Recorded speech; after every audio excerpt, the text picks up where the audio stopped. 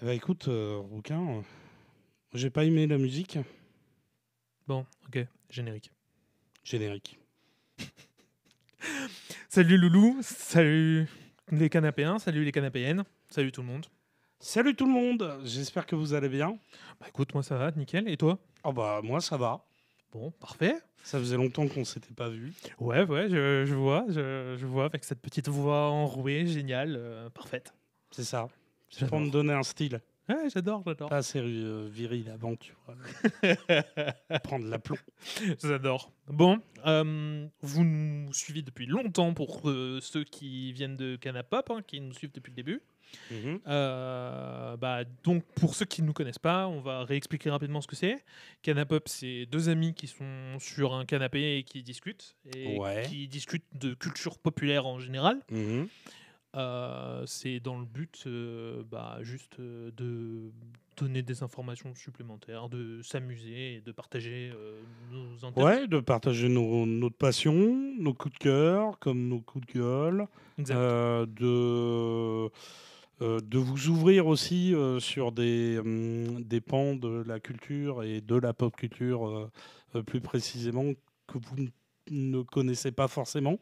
Souvent dans un fait d'actualité, quand un film sort, quand une série sort, quand un jeu vidéo sort, Ouais, il y a le gros machin qui va occuper toute toute la place. l'attention, Ouais. et puis les choses qui sont à côté, enfin les petites choses, les Qui films qui ont passe. inspiré, les Ouais, livres qui ont inspiré, ça, des fois, on laisse passer à l'as, ouais, c'est ça. parce que ça n'intéresse pas les gens, ça fait pas partie de la mode, entre guillemets, mais ça fait partie, malgré tout, de l'expérience culturelle qu'on peut avoir. Complètement. Et ça peut nous permettre d'étendre notre expérience, l'expérience qu'on va avoir Personnel et qu'on va donner. d'un film, Mm, d'une série ou que sais-je. Donc nous, exact. on a fait cette émission-là pour ça. Pour ça, exactement. Tu voulais faire un petit. Alors, déjà, on va faire les remerciements parce que Oui, toutes les personnes qui nous suivent, bien sûr, merci. C'est grâce à vous aussi qu'on continue de le faire, hein, parce que c'est un plaisir d'en parler entre nous, mais de le partager, c'est vraiment génial. Merci à ZGen qui nous prête les locaux, qui nous prête tout le matériel et tout ça. Et merci à Ludo, très chaleureusement, parce que, encore une fois, c'est la personne de l'ombre. Et pour aujourd'hui, ce sera notre Heimerdinger. ouais, Ouais, on est ouais. d'accord sur Mhm. Heimerdinger. On est sur notre petit Heimerdinger. Donc voilà, c'est un vrai plaisir de t'avoir avec nous. Merci. Merci à tout le monde. Voilà. Et donc, tu voulais faire un petit rip et un petit anniversaire. Ouais, c'est toujours difficile de se limiter. Bon, moi j'avais envie de rendre hommage à Tony Todd, Ouais. qui a incarné, entre autres au cinéma, Candyman. par 3 fois le personnage de Candyman. Très bon Donc film. c'est un personnage de Croque-Mitaine dans une célèbre saga de films d'horreur. Ouais. Il a joué beaucoup de méchants et il est décédé là au mois de novembre. Il avait 66 ans. Ok. Et c'était une véritable Icône. tronche de cinéma, hein, Oui, avec complètement. un visage très particulier. Il a joué chez Michael Bay dans The Rock. Il a joué dans la série X-Files aussi. Exact. Mais bon, j'en oublierai forcément. Mais voilà, ça faisait partie de ces figures Du de cinéma. cinéma Vont nous qui manquer. étaient, oui, puis qui étaient un peu en second plan, en troisième plan. D'accord. Tu vois ils n'avaient pas le rôle euh, Principal. de la tête d'affiche, Ouais. si ce n'est dans Candyman. Ouais. Mais quand tu les voyais à l'écran, il y avait quelque chose qui se produisait parce qu'ils avaient Oui. du charisme, parce qu'ils Ah oui, avaient complètement. une persona, quoi.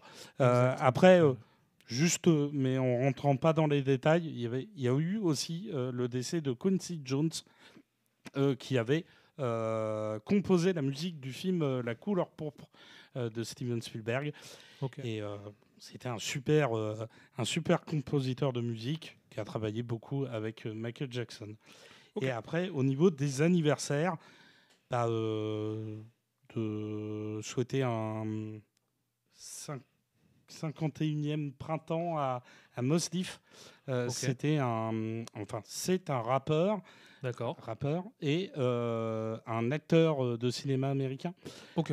qui a joué dans des films comme 16 blocs avec Bruce Willis ou, Ah oui, ok. Ah, ou ça, j'ai vu. H2G2, le guide du voyageur galactique.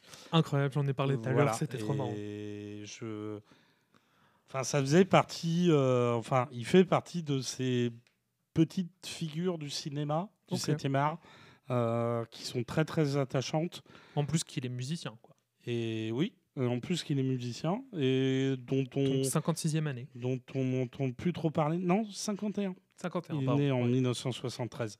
Ok, Mais voilà, Bah, c'était bon anniversaire à l'occasion lui, alors. de lui rendre hommage. Super. On va partir sur le sujet principal. Oui. Alors, Alors attention, disclaimer. ça va spoiler. Ah ouais, ça va spoiler très Ça va savant. spoiler dans tous les coins. Donc vraiment, je vous invite à vous mettre la vidéo en pause. Enfin bon, Ah c'est oui. Twitch, donc ça va être difficile, mais pour ceux qui sont sur YouTube ou qui nous écoutent sur le podcast, n'hésitez pas à vous mettre en pause et à revenir après avoir vu tout ce qui aura été mis dans la description. Parce que là, Exactement. ça va spoiler très fort. Oui, on vous fera pour ceux qui écouteront le podcast, on vous fera une Ah belle ouais. description avec Oui. tout ce qui sera évoqué. Bon, nous allons parler d'un très gros éditeur de jeux vidéo. Et attention, ce soir, il va y avoir des coups qui vont te donner. Il y a Pas des choses physique, qui pas vont être- physique, je vous rassure, qui ils vont seront pas être, physiques. Oh, alors là, ça, moi, je Non, sais non, pas. non, non, non, non, non, non. Ah Mais je vous assure, sachez un truc, c'est que moi, ça va me toucher très particulièrement parce que ça fait, pour le coup, ça fait 15 ans que je les suis, depuis 2009. On va parler de Riot Games, qui ont créé du coup... Alors de Riot Games, mais l'intérêt principal de notre émission, c'est quoi? Arcane ce soir. Oui, voilà. Voilà. Ce soir, ça sera Arcane, mais produit par Riot. Et on va parler donc de Riot de base, de son histoire, pour ensuite arriver à Arcane. Et Alors, qu'est-ce qu'ils ont fait. quand même, je tiens à préciser, parce que là, même si moi, j'ai pas beaucoup apprécié la série, il y a quand même un fait important, c'est que, alors oui, c'est Riot Games qui a imaginé Ouais. League Et of Fortiche Legends, Studio. mais c'est Fortiche Studio, Cocorico, ils sont français, Ouais. incroyable. Ouais, c'est Oh incroyable. là là, c'est Ouais. bien, c'est français. Oui. Ah, tu précises Mieux direct. que Macron. Ok. on J'aurais pas choisit osé, ce qu'on mais veut, let's go. hein, C'est voilà. très bien. Très très bien. Moi j'aime bien. Mais j'aurais pas osé. Mais j'aime bien. Ok, bon allez. Reprenons. Donc, Riot, c'est quoi? C'est une entreprise de jeux vidéo qui a été créée donc en 2006 par Brandon Beck, alias Rise, pour ceux qui connaissent l'univers de League of Legends. Donc c'est un personnage qui est Il s'appelle Brandon. Brandon. Ouais, Brandon Beck. Je crois que je l'ai vu l'autre jour. Ah ouais. Ouais.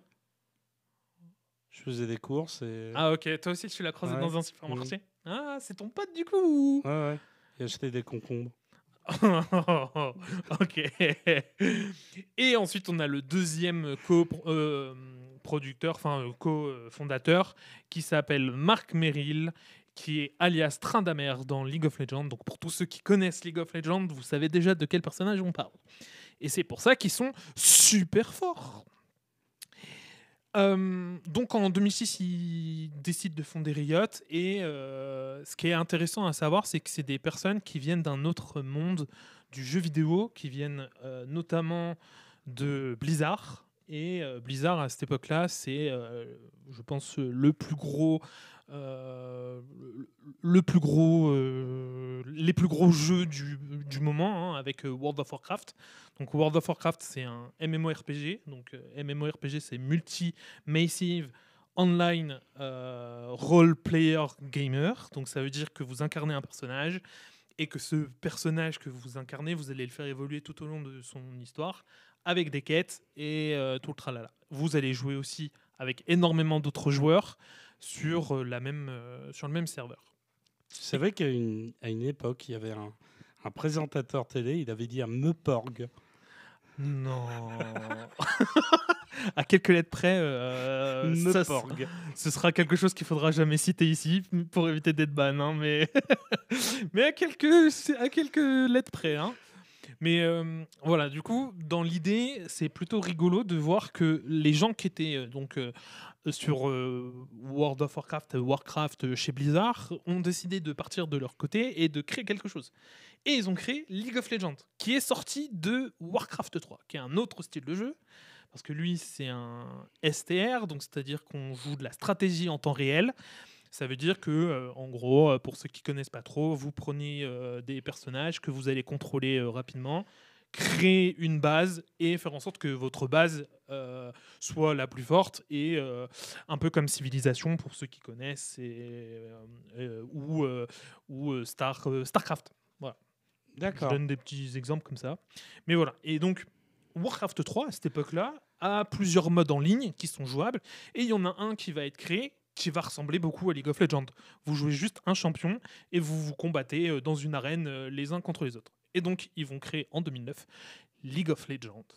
Et League of Legends, c'est pas rien parce que au moment où c'est créé, ça va faire ça va exploser Internet, ça va exploser le monde du jeu vidéo. À l'époque où je vous disais que World of Warcraft était vraiment très fort, il y avait 20 millions de comptes qui étaient créés. D'accord. Ça veut dire que 20 millions de joueurs potentiels en même temps. Pour League of Legends, à la fin de la première saison, donc au moment où moi j'ai commencé, c'était 20 millions de joueurs qui se connectent en même temps. Ok. La différence est là, ça a explosé, ça a fait un gros boom. Et en fait, ça a amené beaucoup de choses derrière. Comme c'est du jeu en équipe, forcément. Exactement. En fait, il y avait un plus gros afflux. Mais Les totalement. gens étaient vachement tentés de. Ah mais complètement. Et en plus, venir et de se connecter pour partager. C'est ça. Voilà, t'as vraiment t'as tout dit. En fait, c'est un jeu d'équipe. Donc c'est vrai que je l'ai pas expliqué, mais League of Legends, c'est un MOBA. Donc c'est un multi-online battle arena. D'accord. Ça veut dire que vous jouez à plusieurs joueurs dans une même équipe, dans une même arène, contre une autre équipe du même nombre de joueurs. Donc pour League of Legends, c'était 5 joueurs contre 5 joueurs. Et tu l'as dit, hein, en fait, ça oblige les joueurs à être connectés tous ensemble. Donc tu as 5 mecs qui se connectent, puis 5 autres mecs qui se connectent parce qu'il faut faire 10 pour pouvoir jouer. Sinon la partie se lancera jamais. Et donc tu es à 10 contre 10, tu vois. Et voilà. Et donc ça, c'était vraiment très intéressant. Et il fallait forcément qu'il y ait 5 joueurs des deux côtés. Oui, alors sur les débuts de League of Legends, c'était du 5 contre 5. Et après, il y a eu un système de jeu qui est apparu assez rapidement où c'était du 3 contre 3. D'accord. Où ils avaient réduit l'effectif. Mais ce système de jeu actuel, le 3 contre 3, n'existe plus. Ok. Voilà, League of Legends l'a enlevé, l'a détruit. Et pourquoi ? Parce que ça fonctionnait moins bien. Enfin, les joueurs y allaient de moins en moins.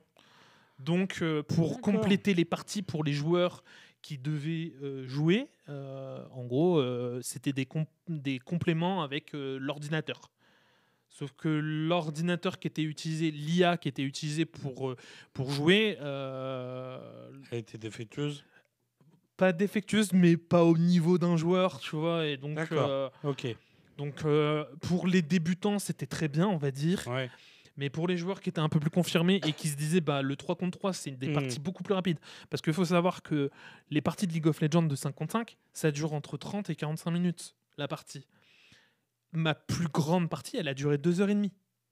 Ah oui. Donc, vraiment, ça peut durer très longtemps, une partie de League of Legends. Et surtout que c'est... Enfin, moi, j'y ai jamais joué et j'ai vu 2-3 games... ça avait l'air quand même assez dynamique en fait. Ah oui. Oui, ça bouge dans tous les sens. Voilà, t'es pris dedans. Parce que même les mecs qui commentaient, tu te demandais comment ils faisaient pour commenter en fait. Oui, parce qu'ils vont vite. On avait l'impression qu'il fallait tout dire. Tout ce qui était visible sur l'écran. Donc, au moment où ça avait lieu, il fallait vraiment que ça soit rapporté aux joueurs. C'était assez... c'est cool que tu en parles parce que justement éreintant un peu. le truc dont tu parles là, c'est l'e-sport du coup, et donc tu as regardé des équipes s'affronter qui étaient des équipes compétitives probablement, et en fait c'est trop bien parce que justement League of Legends a apporté aussi un plus à ce niveau de compétition avec l'e-sport. Ouais. J'en parlerai très rapidement parce que je ne suis pas très calé dans l'histoire de l'e-sport. Mais il faut savoir que les jeux très compétitifs, donc je pense que le plus compétitif aujourd'hui, ça doit être Counter-Strike, si ça n'a pas changé. Ensuite, Ensuite, c'est fou d'ailleurs que ce soit Counter-Strike encore, oui, parce que ça date. Plus de 20 ans. Enfin, moi, je me souviens, il jouait sur Ah oui, oui. l'ordinateur C'est ça. familial. Et Ah. J'avais 8 ans. Hein. Et c'est le plus compétitif de tous. C'est vraiment le jeu, genre tout le monde regarde, tout le monde veut s'inspirer, tout le monde veut devenir le meilleur et tout. Enfin, c'est génial. Moi, c'est pas mon univers, mais je considère ça quand même comme génial parce qu'il y a vraiment beaucoup de trucs qui se passent. Ensuite, pour moi, c'est un peu trop ricain. Mais on va... Après, il y avait League of Legends pendant un moment. Ouais. Aujourd'hui, je sais qu'il y a Valorant. D'accord. Je sais qu'il y a eu pendant une période StarCraft 2. Et il y a eu d'autres jeux comme ça qui ont fait beaucoup de buzz. Mais League of Legends a été vraiment pendant un moment entre le top 1 et le top 2 à se battre avec comment on appelle ça mince, je l'ai dit juste avant, j'ai oublié le nom, c'est fou. C'est pas Rust, c'est Counter-Strike. Ouais, Counter-Strike, merci, CSGO. Et voilà, donc c'est vraiment très intéressant de voir cette partie parce que ça a amené quelque chose, ça a amené de l'argent à l'intérieur, ça a amené des sponsorings, ça a amené des équipes qui, à l'époque, c'était des joueurs qui jouaient comme toi et moi, sauf que eux, ils jouaient beaucoup plus souvent que nous, hein, bien sûr, mais ils n'étaient pas payés. Et aujourd'hui, grâce à ce genre de compétition planétaire, parce que moi, je pense que la première notion que j'ai eue de l'e-sport, c'est League of Legends. En fait, dès que j'ai vu le premier championnat de League of Legends, je me suis dit, ah ouais, d'accord, ok, là, on a des joueurs qui sont dans un niveau où, genre, je l'atteindrai jamais. Enfin, c'est trop beau, c'est trop stylé, c'est trop bien. Et donc, c'est plutôt cool pour ça. Ensuite, Riot s'est aussi beaucoup entraîné à travailler son jeu à l'intérieur. Donc, c'est ce qui fait aussi que le jeu est très captivant. Parce que depuis 2009, le jeu est en perpétuelle modification. Mais c'est toujours resté une vue de dessus isométrique. Exactement. Ouais, ça, ils ont voulu le garder parce que ça, c'était super important pour la communauté. Important aussi pour eux, je pense. C'est leur système de jeu principal. Mais tout à l'heure, je te disais qu'il y avait un 3v3 dans un système de jeu qui s'appelait le 3v3, tu vois, où on jouait 3 joueurs contre 3 joueurs. Et ben, ils ont enlevé ça et ils ont fait un système qui s'appelle l'ARAM. Donc, c'est un système un peu différent de ce qu'on joue classique. D'accord. Et là, c'est du 5 contre 5, mais sur une map qui fait juste un lien. Tu vois ? Et donc, il n'y a qu'un seul lieu sur lequel tu peux traverser pour aller combattre ton ennemi. Et donc, en fait, c'est juste... On est dans une sorte de couloir. Exactement, un couloir. Ok. Et donc, ce couloir, tu dois emprunter ce couloir pour aller détruire la base ennemie. Sauf que pour détruire la base ennemie, il faut que tu défonces tous les ennemis qui sont en face de toi. Et en fait, là, c'est vraiment très, très, très, très, très agressif. Ça bouge dans tous les sens encore plus que le 5v5 classique. Et en fait, ils ont créé ça. Et récemment, Arcane est sorti, donc on parlera d'Arcane après, mais il faut savoir qu'ils travaillent tellement, League of Legends, Riot, ils travaillent tellement sur tout pour donner du nouveau contenu, qu'ils ont remplacé le couloir qu'il y avait de base par le couloir qui ressemble au pont de Piltover dans la série Arcane. D'accord. Et donc maintenant, quand tu joues à ce système de jeu dans League of Legends, tu vois ce pont. Et tu es là en mode « Ah ouais, moi j'ai aimé Arcane, donc je suis encore plus à fond dedans, tu vois ?» Oui. Là, il y a la logique d'une expérience cross-média, en fait. Exactement. L'univers, tu l'as découvert dans les jeux vidéo. Exact. Et maintenant, tu peux le voir aussi dans une série. Exact. Et bientôt, il y aura d'autres séries qui arriveront, qui sont également dans le même univers. Ouais, dans l'univers de Runeterra. Donc ça permet d'étendre en fait considérablement les limites de cet univers, entre guillemets. Totalement. Mais moi, j'avais des questions parce que par rapport à la façon avec laquelle ça se joue, j'imagine que tu récupères de l'XP, Oui. des objets, Ouais. des armes, Exactement. Et je vais y venir. de l'armure et tout. Mais en fait, au final, comment ça se passe par rapport à ça? Parce Ouais. que les autres en face de toi, également, ils en récupèrent. Alors, Exactement. Alors, donc, quand on joue je vais vous parler d'un 5 versus 5 classique. Donc, pas la RAM, je vous parle vraiment du 5v5 classique. Donc, quand on joue sur ce mode de jeu, les principales choses à comprendre, c'est énorme. Pour les débutants League of Legends, il y a énormément d'informations à comprendre. Pour les joueurs de League of Legends, il y a énormément d'informations qu'il faut apprendre. C'est différent. Là, c'est vraiment apprentissage complet si vous voulez être un joueur, un très gros joueur League of Legends, et juste les comprendre pour les débutants. d'accord. Et donc, quand vous jouez à League of Legends, vous allez incarner un personnage qui est votre avatar dans la partie. Mais il se peut que ce ne soit pas le même avatar à chaque fois, parce que vous prendrez le personnage que vous avez envie de jouer au moment où vous voulez le jouer. Mais pourquoi vous choisissez? Parce qu'il y a plusieurs zones dans la même map. Il y a la zone du top, d'accord, donc qui est tout à gauche, et c'est une zone qui est liée pour aller dans les deux bases adverses.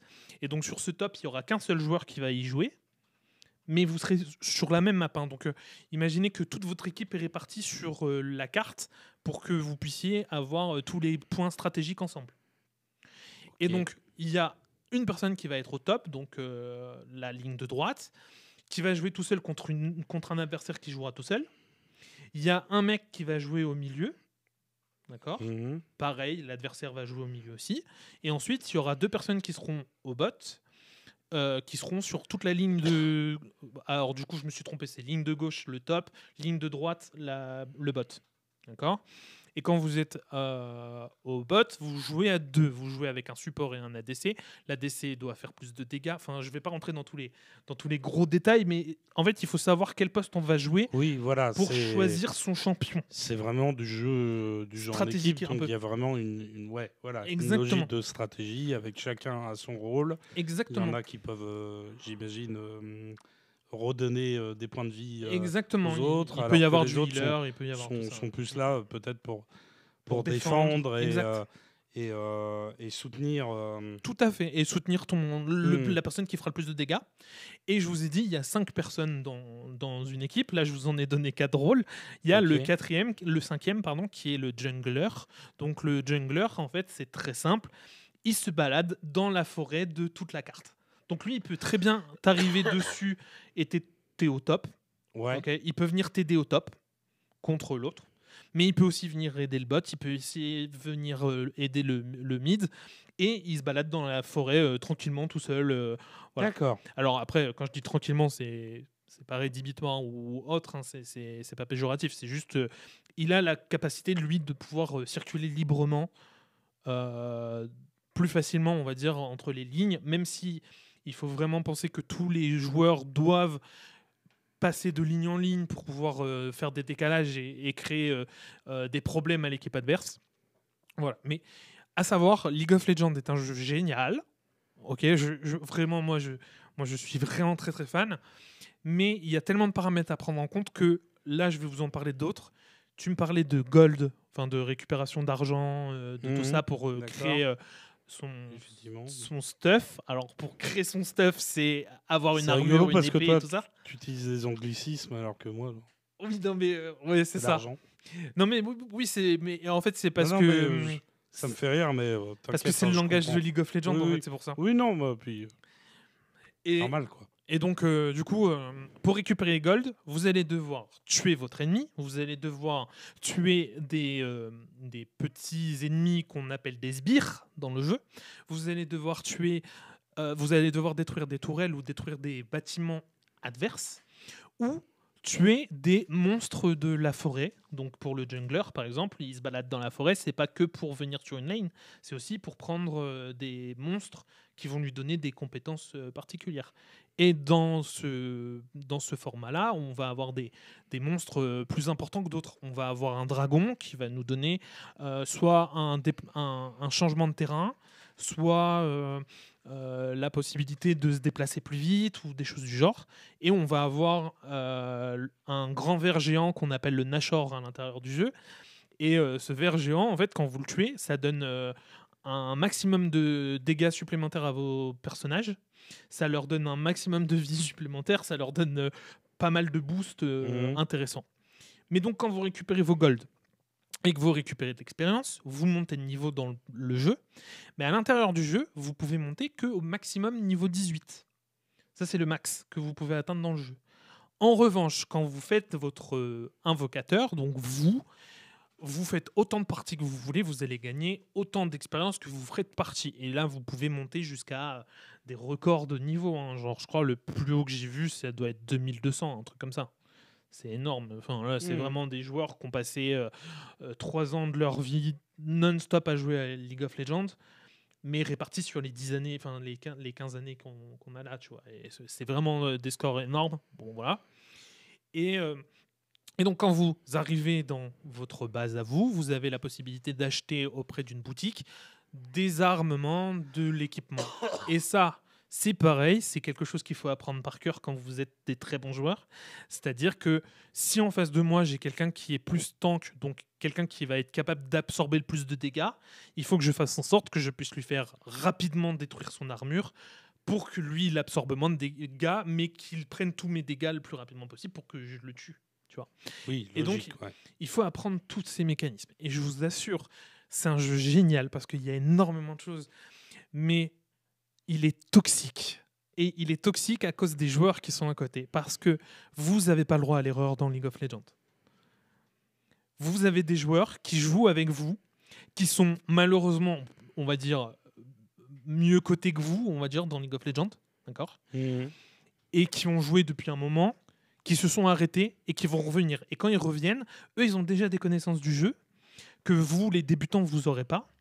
Et en fait, il y a des joueurs qui vont très mal vous parler, qui vont dire que vous êtes nul.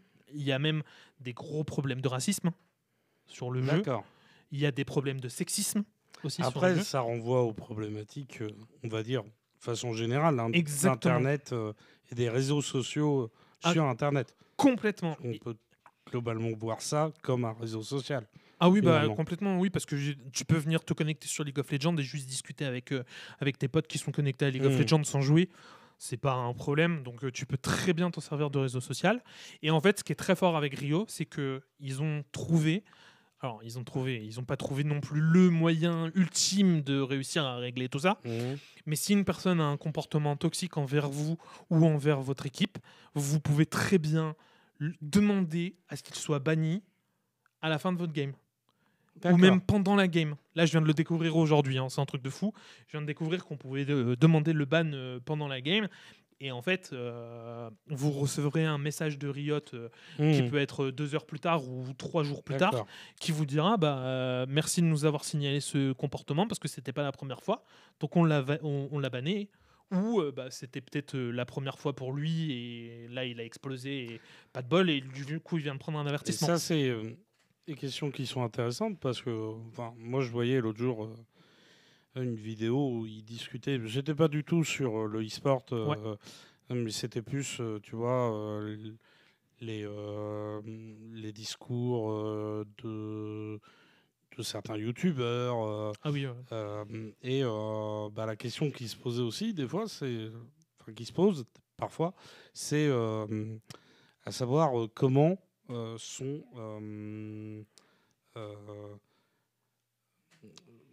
pensés en fait comment s'effectue le bannissement d'une personne. Parce que des fois, finalement, il y a assez peu de communication de la part des multinationales sur ces sujets-là, tu vois. Elles disent, voilà, on a banni, mais des fois, il y en a d'autres qui ne sont pas bannis et qui mériteraient aussi d'être bannis. Exact. Je suis d'accord. Donc, finalement, ça reste des fois un peu un petit casse-tête. Le flou. Et là-dessus, Internet reste encore un peu une zone, on va dire... d'ombre. d'ombre, Oui, une zone un peu complètement d'accord. qui est pensée un peu comme une sorte de Far West, quoi. Oui, ouais, c'est Far ça. West électronique, sur lequel tu vas, tu fais ce que tu veux, tu racontes ce que tu as envie de Exact. raconter, tu dis ce que tu as envie de dire, Ouais. et finalement, s'il y a quelqu'un qui passe par là et qui a le réflexe de se dire bah non, c'est pas normal, et qui fait ce qu'il faut, L'effort, ouais, bah exact. peut-être que finalement tu vas te faire rattraper, Ouais. mais Mais c'est assez rare dans le monde d'Internet en général. mais combien de fois, voilà, Ouais. combien de fois il y a des gens qui, parce que c'est l'une des particularités justement de certains extrémistes, hein, Ah bah oui, enfin de bien tous sûr. les extrémismes Ils vont d'ailleurs. chercher Internet pour pouvoir avoir la. Et eux, ils l'utilisent, tu sais, d'une façon très très vicieuse parce Bah oui. qu'ils le et de n'importe quel bord qu'il soit, hein, Non, mais je mais suis d'accord. d'une façon assez virale. Ils inventent un profil qui finalement ne va servir que à balancer propos injurieux sur propos injurieux, Ouais. détritus sur détritus.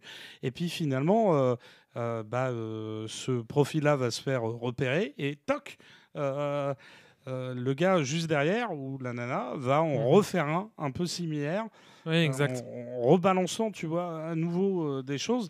Donc Ouais. finalement, moi, je trouve qu'il y a quand même pas mal de retard. Mm. Et dans le jeu vidéo, Précisément en plus. moi, je trouve que bah, des fois, il y a un peu Ça, une exact. arrière-cour, Ouais.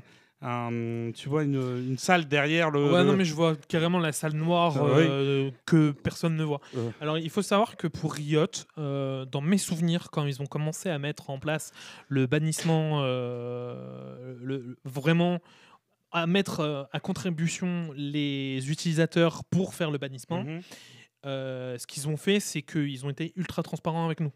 Ils nous ont dit, c'est simple, nous, on regarde vos parties. Donc, toutes vos parties sont enregistrées au moment où vous jouez. ça, déjà, normalement, ça met un peu Et donc, ça veut dire une qu'on sorte de voit, pression, quoi. on sait ce que vous Bon, écrivez, on sait ce que vous faut peut-être faites. se limiter un Et peu, ouais. donc, on les utilise pas, ça va être supprimé dans Mhm, les 24 heures, tu vois. Mais s'il y a des signalements, on va regarder sur la partie et on se dira, OK, lui, danger, bon, ça dégage. Et aujourd'hui, c'est géré par des bots. Donc, mhm, tu fais le motif de bannissement, tu marques, je pense que la personne, pour moi, elle a comment on appelle ça, elle a dit des propos injurieux, par exemple, tu vois. Parce que c'est possible, ça arrive très mhm, souvent, en vrai, ça arrive beaucoup plus souvent qu'on veut. Et tu dis, bah voilà, il a dit ça dans le chat, il a balancé ça, il a balancé mhm. ça, t'as écrit ça. Et le bot qui reçoit ce document que t'as envoyé, tu vois, il va regarder et Mhm. il banne instant. Bah, après, il y a peut-être des petites limites à questionner par rapport au bot. Ah oui, bah oui, Parce oui, que bien c'est un sûr. robot et une IA, enfin voilà, C'est ça. Est-ce ça qu'il a fait des toujours fois bien encore un son peu job Ouais, bien sûr. de limites. Il y a peut-être des Bien sûr. angles droits, enfin des angles morts dans lesquels elle Ah n'arrive ouais, pas encore à aller regarder. Ou justement, des fois, elle a peut-être tendance à aller regarder un peu trop oui. précisément, Ouais, ouais. euh, là où on attendrait peut-être qu'elle soit Un peu plus indulgente. ouais, un peu plus magnanime. Ouais, ouais.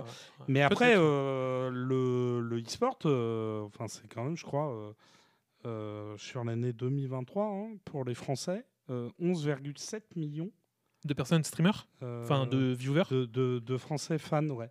Ah ouais, ça m'étonne pas. En vrai, c'est tellement C'est quand grandiose. même incroyable. Bah, dis-toi, pour. Ça représente, enfin, c'est peut-être rien dire à certains, mais ça représente, on va dire, un dixième. l'électorat de certains. Politique. Ouais, non, mais c'est Ouais, vrai c'est en vrai. plus, tu vois. C'est vrai, Et oui. bon, moi, je le Alors, moi, dis comme ça, c'est pas. je l'ai pas vu de ce point Hein. de vue-là, mais je me suis dit, bah, ça fait quand même plus d'un dixième de. Enfin, pas plus d'un dixième, ça fait plus d'un cinquième de la France, en fait. Oui, Tu vois, aussi. quand tu dis ça, et en fait, ce qui est beau à voir, et ce qui est intéressant, c'est que c'est pas que des jeunes. C'est pas que des jeunes qui ont entre 12 et 24 ans. Oui, Tu parce vois, que il y a des aussi. personnes de 40 ans. Oui, oui, puis parce que le jeu vidéo, quand même, maintenant, ça commence à faire un certain nombre d'années qu'il est démocratisé Exactement. et que il y a des gens qui ont commencé à jouer aux jeux vidéo, ils étaient Ouais. enfants, mais maintenant ils sont quand même ils sont beaucoup plus Adultes, proches exactement. des 50 balais que Ah des ouais, 20 carrément. et, C'est ça. et donc ils ont développé quelque chose. Et ça aussi, tu vois, il y a toujours dans l'habitus, le comportement social Ah oui, ouais, bah oui, que complètement. tu as et qui te définit en fait par rapport aux autres, te définit Toi en tant que personne, mais aussi toi, en tant qu'identité auprès du monde social et du groupe et social. par rapport à ce que les autres Hum, hum, ont hum. d'image de toi en fait. Exact. Et finalement, ça joue aussi beaucoup sur l'âge, Ouais. sur la génération dont tu fais partie. Bah, Et on peut espérer que dans des générations un peu plus âgées, ouais. quoique même, moi je trouve que des fois ça se vérifie pas du tout, mais qu'il y a un peu plus de maturité, de meilleur comportement. Oui, alors oui, Même si ça c'est dépend parce compliqué. que en fait, bah moi par exemple, je vais parler d'une expérience personnelle. Moi, j'ai rencontré donc sur un autre jeu, c'était pas sur League of Legends, c'était sur un autre MMORPG. Et en fait, j'ai rencontré une personne qui jouait aux jeux vidéo et la première approche que j'ai eue avec cette personne, elle s'est présentée sous un nom, sous un prénom, sous un âge qui n'était pas le Ouais. sien. Mmh. Et en fait, je fais le rapprochement que ça me paraît un peu bizarre que cette personne ait cet âge-là, parce que je vois que quand elle écrit, c'est toujours très très bien écrit. Il y a zéro faute d'orthographe. C'est pas écrit en abrégé comme à Ouais, mon je vois ce époque que tu veux dire. où tu vois, nous les jeunes, on écrivait en abrégé comme Oui, oui, des. c'est Tu vrai que vois. si tu penses avoir en face de toi un adolescent, par exemple, Exactement. on côtoyait beaucoup, Voilà. tu te dis, bon, c'est bizarre quand Et même. moi, je parle de ça, Phrase j'avais dénuée de 14 faute ans, tu vois. d'orthographe. Quand je parle de ça, j'avais 14 ans. Donc, Hmm. moi, vraiment, à cette époque-là, c'était le téléphone. Il n'y avait pas encore tous les messages illimités qu'on avait. Donc, il fallait écrire nos messages avec, si tu La veux, tu fameuse écrivais époque. STV, Oui, tu oui. vois. Et C'est d'ailleurs, c'est ce qui a contribué en fait à faire chuter le niveau d'orthographe. d'orthographe des gens, et de Ouais, grammaire des exact. gens. Bon, c'est un dyslexique qui vous dit ça, donc moi je suis Oui, pas oui, non, très. mais. Voilà, j'ai un peu de difficultés, mais des difficultés supplémentaires par rapport aux autres. Ouais, ouais, Mais, mais c'est vrai. mais ça a C'est pas vrai. mal fait chuter le niveau des gens. Ouais, ouais, ouais, complètement. Et malgré tout, enfin, on retrouve aussi un peu ça des fois Ouais. Et donc, sur les réseaux sociaux. ouais. Et donc pour revenir Internet. à mon anecdote justement, en fait, cette personne, je me rends compte que pour moi, elle n'a pas le même âge. Et donc, Mhm. ça fait vraiment plusieurs mois que je discute avec elle. Et en fait, elle me dit, bah, je suis désolé, mais je suis bien une femme. Mais sauf que je m'appelle pas le nom qu'elle m'avait donné. Elle me donne Mhm. un prénom qui sonne plus âgé, tu vois. Et Mhm. elle me dit, et j'ai 46 ans. Et je dis, c'est génial, pourquoi tu te caches de ça? Enfin, moi, je trouve ça trop bien qu'une personne de 46 ans joue sur un jeu où, bah, moi, genre, j'ai 15 ans, tu vois, où je me dis, bah, enfin, moi, j'aimerais que mes parents jouent avec moi, en fait, tu vois. Et elle me dit, oui, mais moi, si je te donne mon âge à toi, c'est parce que je sais que là, tu le vois comme ça et que tu le vois bien, mais la plupart vont me harceler. D'accord, ok. Et, Mhm. et en fait, c'est là où je voulais en venir, c'est que bah, tout à l'heure, on parlait de côté un peu négatif de League of Legends avec le harcèlement et tout ça. Mais il faut savoir quand même qu'il y a de plus en plus de femmes qui y jouent. Et c'est un bon point. Tu vois, moi, je vois ça positivement. Je me dis que pour Bah, l'avenir, effectivement, c'est hyper positif. on aura vraiment un truc très. Enfin, ça sera pas centré genre le jeu vidéo, c'est pour les Mhm. garçons. Bah, puis Et ça, tout ça ça. permet de faire repousser en fait les. Tu sais, il y a un terme qu'on utilise pour tout ce qui est discours au milieu de la sphère médiatique. C'est la Ouais, fenêtre d'Overton. ok. C'est les sujets que tu vas pouvoir évoquer Ouais, et qui vont pas paraître tabous, ok, ouais. limites, Ouais, ce genre de choses. Et moi, ça me fait là l'e-sport. l'histoire dont tu me parles, Ouais, ouais. ça me fait penser à la fenêtre d'Overton Ok. parce que finalement, le fait qu'il y ait de plus en plus de femmes Ouais, qui qui sont. participent à ce genre de choses Exactement. et qu'il y ait de plus en plus de femmes qui deviennent des personnages médiatiques, Mm. ça permet de faire prendre conscience aux gens que la femme aussi, elle a sa place dans ce genre de milieu-là. Ah, mais Bon, carrément. après, il y a eu un certain nombre d'histoires Ah oui, d'harcèlement ouais. et d'harcèlement à caractère sexiste Oui, oui, oui. de Oui. la part de mecs envers des nanas. Ouais. Et même à chez ce Riot. niveau-là, il y a encore beaucoup de boulot à faire. Ouais, même chez Riot, je disais juste Oui, avant, en fait, effectivement. justement, Oui. tout à l'heure, quand tu parlais Ah ouais, j'ai vu juste trucs avant, passer, ouais. il y a eu quelques problèmes chez Riot où justement des femmes enfin des femmes qui travaillaient, des développeuses, sont sorties, sont parties parce qu'elles subissaient du harcèlement, Mmh. enfin harcèlement moral et probablement sexuel sur leur lieu de travail avec Riot. Et en fait, Il y avait même un haut placé. Hein. oui, une haute placée, ouais, exactement. C'est vrai. Un mec qui était hautement placé, Ah oui, qui s'est fait accuser oui, et d'ailleurs, de il a ça. Hein. démissionné. Oui, quand j'ai vu ça, je me Voilà. suis dit, ah ouais, Oui, quand oui, même. non, c'est vrai. Il a quitté son poste de PDG ou un truc comme ça. Je sais plus ce que c'était exactement le terme exact, mais oui, je me rappelle d'avoir lu ça aussi.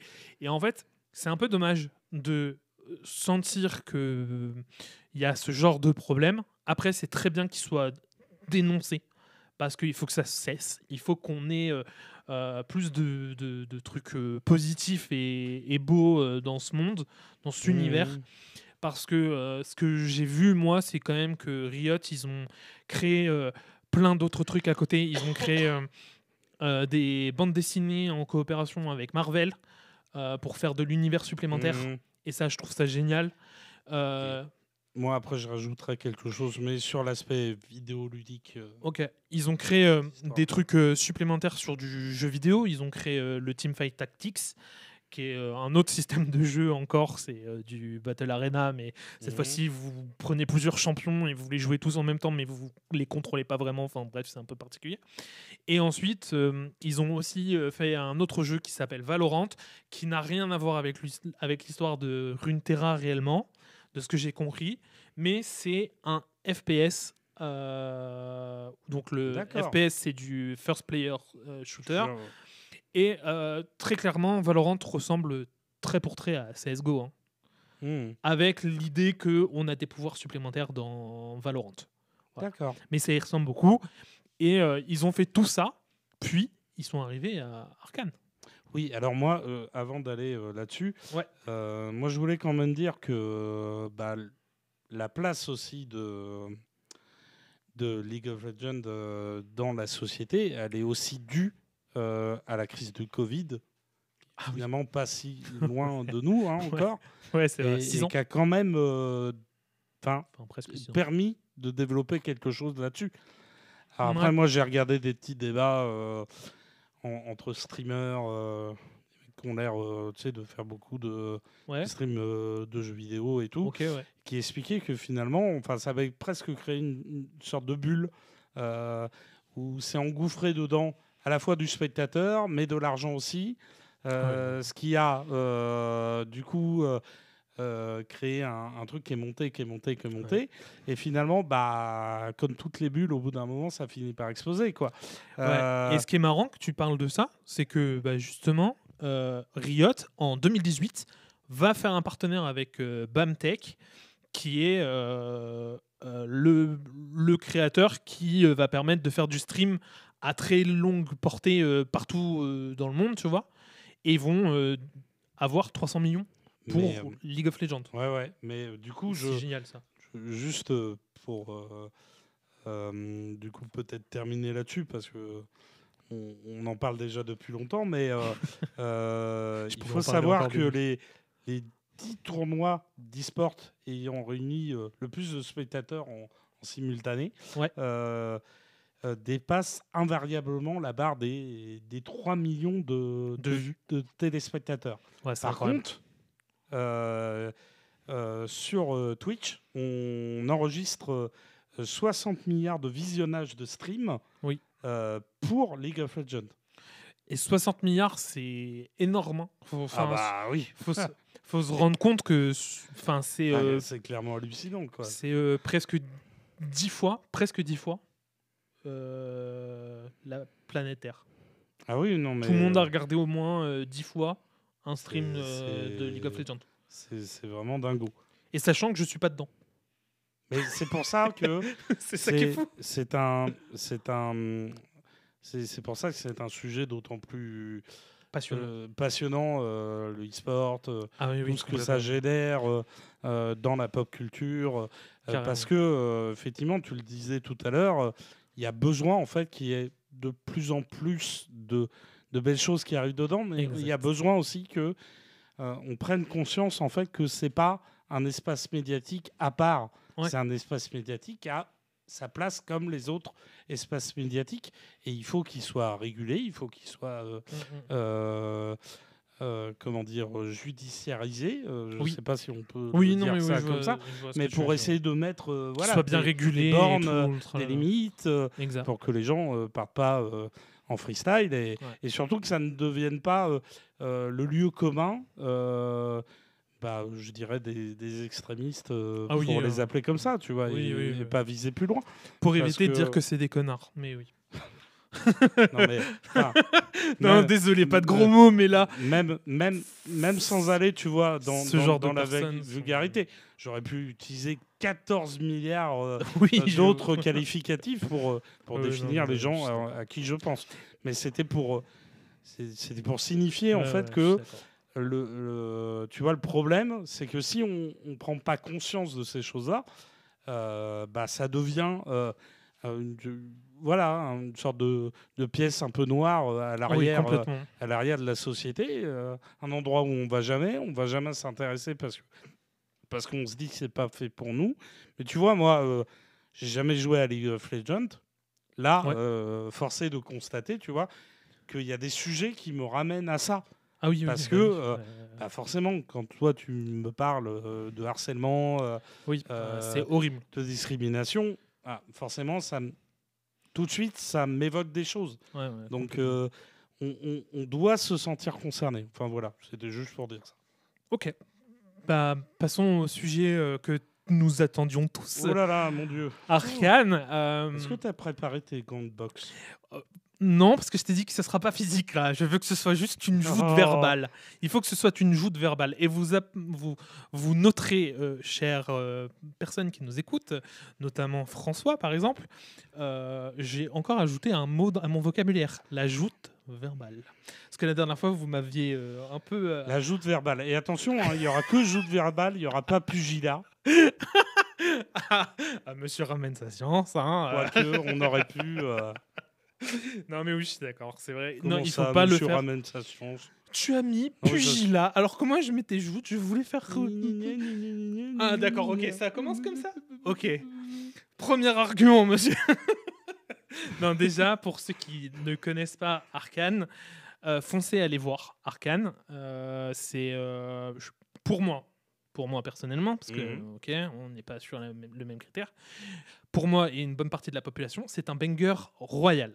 C'est vraiment l'animé qu'il ne faut pas manquer. Et je parle bien d'animé, parce que c'est une série d'animation. Pour d'autres personnes, c'est quelque chose à regarder au moins une fois, se faire son avis, et voilà. Et pour d'autres, c'est pas quelque chose d'incroyable. Et là, moi, moi, je suis vraiment conquis par Arcane, parce qu'il y a un très grand lien avec Riot Games, donc avec League of Legends, et depuis, forcément. Quasiment les origines. Exactement. Et il y a aussi un autre lien qui se crée avec le scénario et l'histoire qui est proposée dans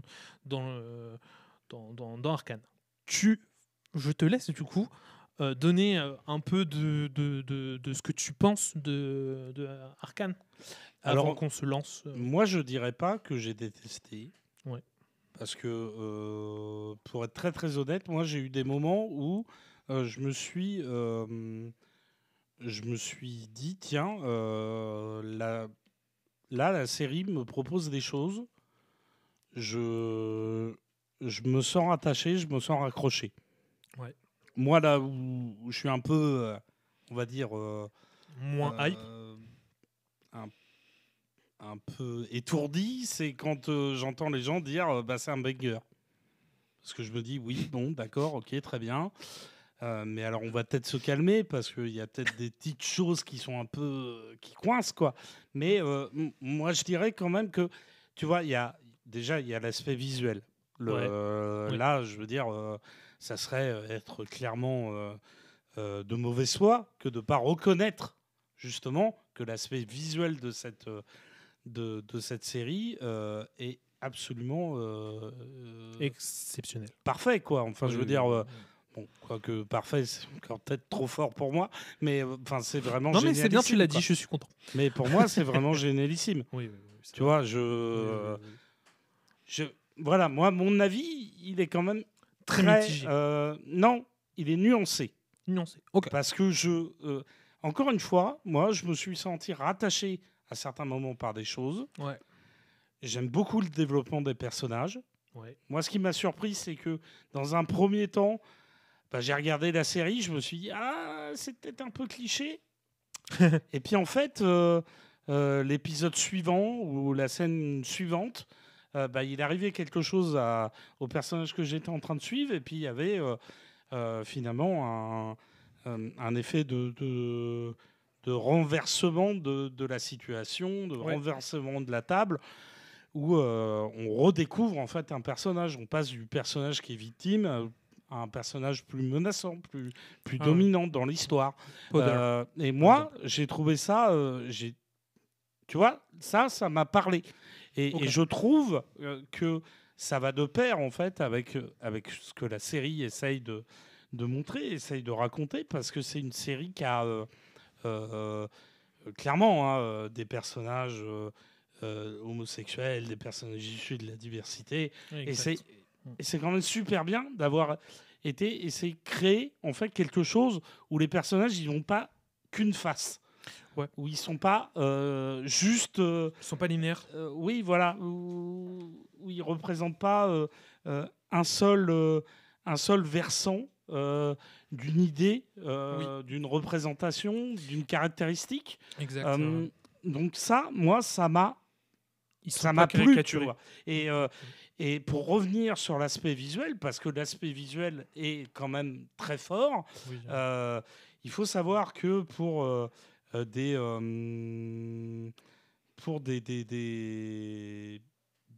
des séries animées standards, c'est entre 6 et 12 millions de budget. Ouais, de budget. Mais par contre, quand tu es sur Arcane, là, tu passes carrément à du 60-80 millions. Bah, en vrai, là, ils ont fait le budget, ils ont donné le budget, ça a coûté 280 millions pour les 2 saisons. Ce qui est juste énorme. Ah oui, moi, là, ces chiffres-là, visiblement, correspondaient plus à la première, saison 1. Exactement. à la première saison. C'est ça. Mais enfin, voilà, tu vois, moi, la série, de prime abord, elle m'a bien plu. Il y a des évocations du transhumanisme. Oui. C'est steampunk. C'est Arcane Punk, précisément. Il y a, d'accord, il y a des liens familiaux entre les personnages. Il y a Très quand fort. même beaucoup de personnages qui sont pensés avant tout avec par rapport à un autre personnage. Ouais. Alors, avant que tu détailles un peu plus, je vais quand même donner le synopsis pour les personnes qui ne connaissent pas, parce qu'on ne l'a pas encore fait. Oui. Et donc le synopsis pour moi, il est très simple, ça va tenir sur 2 phrases. En gros, vous allez suivre, en tant que téléspectateur, vous allez suivre l'histoire d'une famille, de 2 sœurs précisément, donc une qui s'appelle Powder et une qui s'appelle Vi, parce qu'il l'appelle Vi en français, et Powder va même plus ou moins devenir un autre personnage à l'intérieur de la même série, qui s'appellera Jinx. Et donc, pour ceux qui connaissent League of Legends, vous savez déjà qu'on parle de Vi et de Jinx.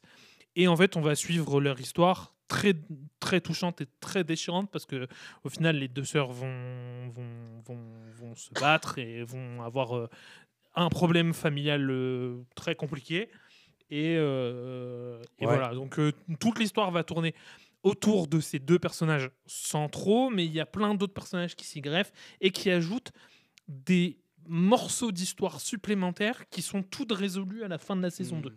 Et puis, ces autres personnages, ils ont leur temps Exactement. pour exister Oui. dans le lore général. Oui, exactement. On amène des fois des épisodes. Enfin, je pense que il doit y en avoir des épisodes où les deux personnages principaux que tu évoquais tout à l'heure, ils Jinx sont et Vi. très clairement Pas du soit tout en dedans. retrait, soit pas du tout là. Oui, bah il y a Euh, un épisode où on voit pas du tout Jinx et on voit pas du tout Vi. Donc moi, oui, je ça- trouve ça, tu sais, quand même Ah bah oui, c'est ouais, génial. vraiment pas mal parce que moi, je parlais tout à l'heure de différents liens, différentes connexions qu'on pouvait faire entre deux persos. Ouais. Et ce que j'apprécie, c'est que, je disais ça aussi tout à l'heure, il y a souvent un personnage est pensé avec un autre personnage qui va pouvoir lui faire écho. Exactement. Et donc, Qui va le développer. Il va y avoir des liens familiaux. Donc, il y a Jinx et Vi. Il y a Exact. Cassandra et Caitlyn aussi. Oui, Caitlyn. Et ça, c'est Cupcake. intéressant parce qu'il y a différents schémas familiaux qui se juxtaposent. Exactement. Parce qu'il y a celui de la petite sœur et de la grande sœur. Il y a Exact. celui de la fille et de la La mère. ouais. Mais il y a aussi La fille et le père. une Les relation, filles avec les oui, pères. et une relation homosexuelle. Oui. Il y a du conflit de classe. Exact. Euh, Ah oui, avec Zone et Piltover. Exactement. Et ça, d'ailleurs, il faudra en reparler avec. Il y a plus du précision. conflit de génération. Exact. Et il y a quand même aussi du rapport de subordonné à supérieur. Ouais, je suis d'accord. Et ça, moi, je trouve que ça donne de la texture, ça donne du volume à l'ensemble. Donc, c'est pour ça que moi, je suis pas, je suis pas là en train de me dire, ah, et c'est quoi ce gros navet? Bah non, Ouais. en fait, moi, Oui, c'est vrai. mon cœur, il fonctionne comme celui des autres humains. Donc, j'ai passé les 2 saisons quand même à switcher régulièrement et à me dire, bon, ça va. La série, elle arrive à venir me rattraper Ouais. sur des éléments comme ça. Moi, ce qui me gêne, c'est beaucoup plus, on va dire, dans la grammaire visuelle, dans les effets de montage, dans... Ça te faisait marrer tout à l'heure en off, l'utilisation de la musique.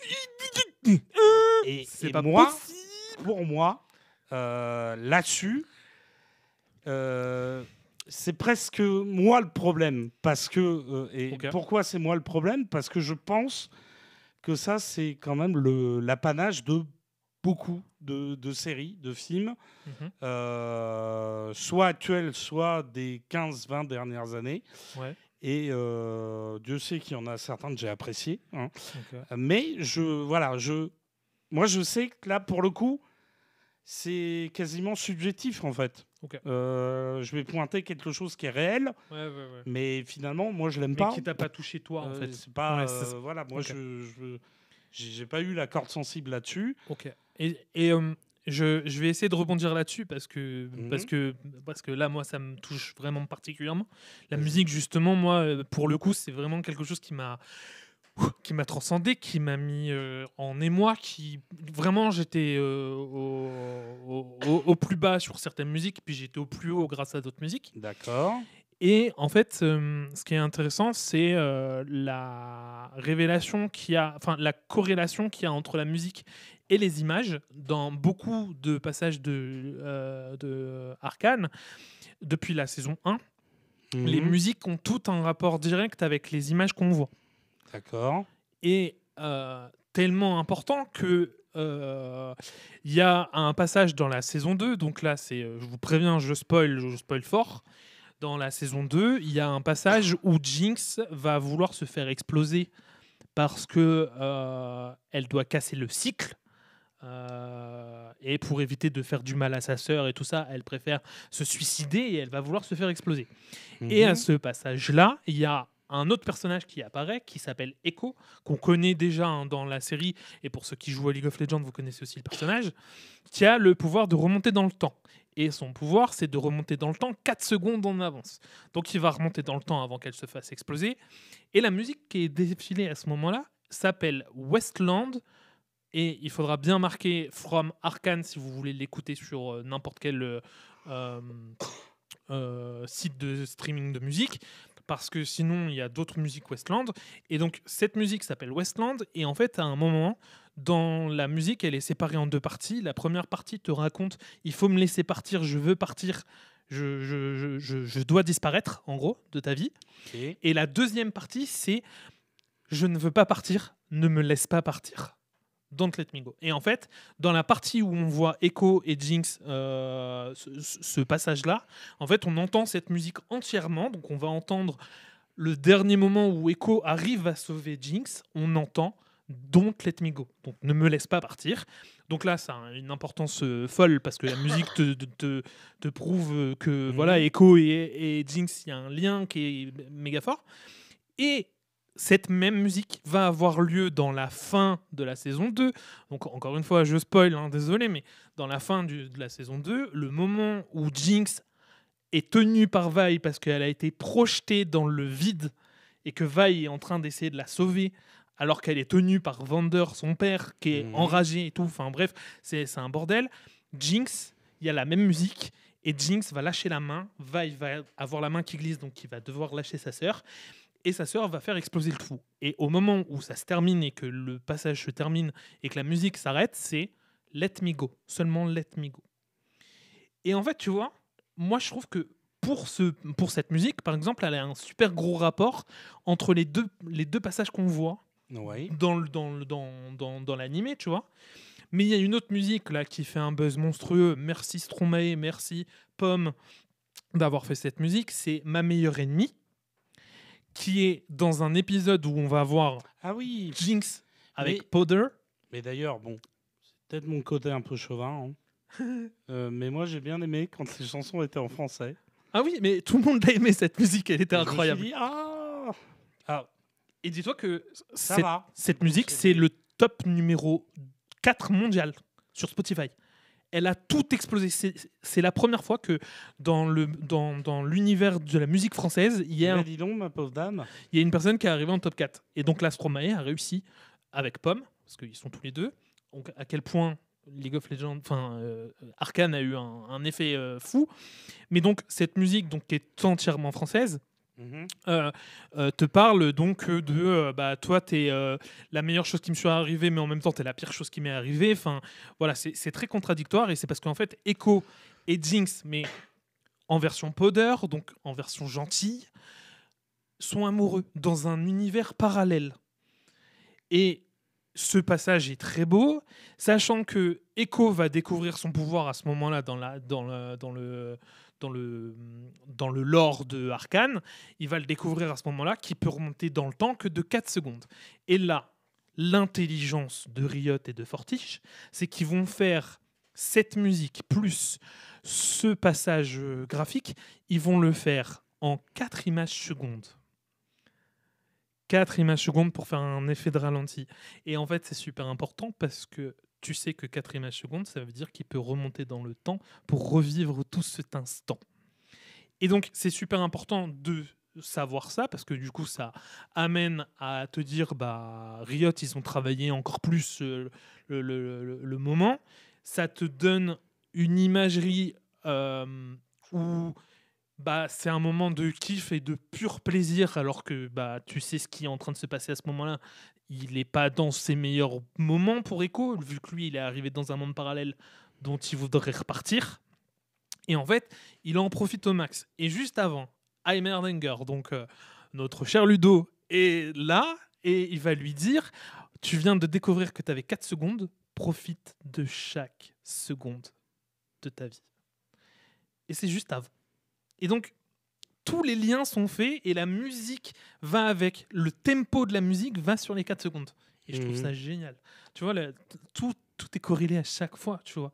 Comme le moment où Jinx répare le bras de Sevika et où Sevika va se taper contre les barons du Shimmer. Et bien, quand ils se battent là, le bras de Sevika, c'est un bras un peu loufoque et complètement fou. La musique qu'elle dévoile à ce moment-là, c'est la musique de Jinx. Mais la musique qui a été utilisée pour introniser Jinx dans League of Legends. Et donc, en fait, c'est le moment où tu te dis, ça y est, un personnage fou arrive. Et en fait, là, on revoit Sevika, tu vois. Et on a revu le Get Jinxed, enfin donc le nom de la musique s'appelle Get Jinxed, dans la saison 1 où on voit Jinx en train de construire ses petites grenades et toutes ses bombes. Et donc, tu vois, tous ces moments-là, on sent qu'il y a le côté folie de Jinx grâce à cette musique. D'accord. Et tu vois, donc ça lie bien, je trouve, l'image au son.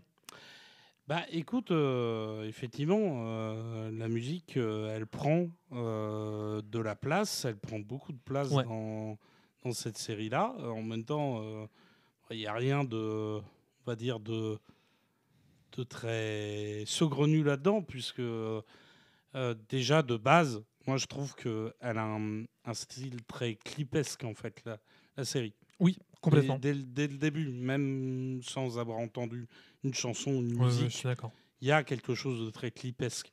Et là-dessus, on peut penser à beaucoup de réalisateurs, des réalisateurs du collectif. Il y avait un collectif dont faisait partie Michael Bay, David Fincher, Jeunet aussi, je crois, ou c'était Gondry. C'était Propaganda. Et d'ailleurs, il y avait aussi Zack Snyder dans le lot.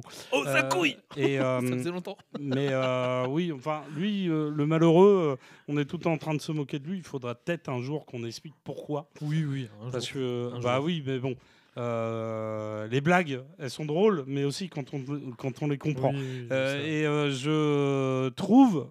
Enfin, du coup, je vais commencer à donner des éléments de réponse parce que peut-être que les gens, à force de nous entendre dire Zakouille, ils se demandent vraiment pourquoi on a un point de vue négatif sur lui.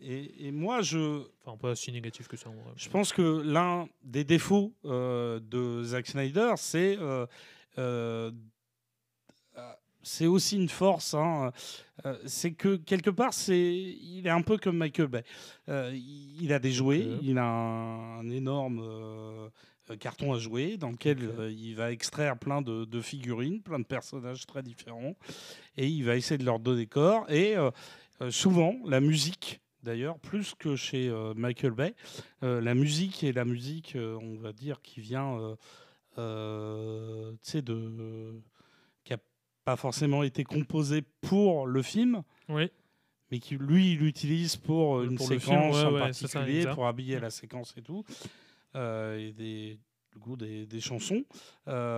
Lui, il va vraiment utiliser ça, comme on peut le voir avec Arcane. Dans Arcane.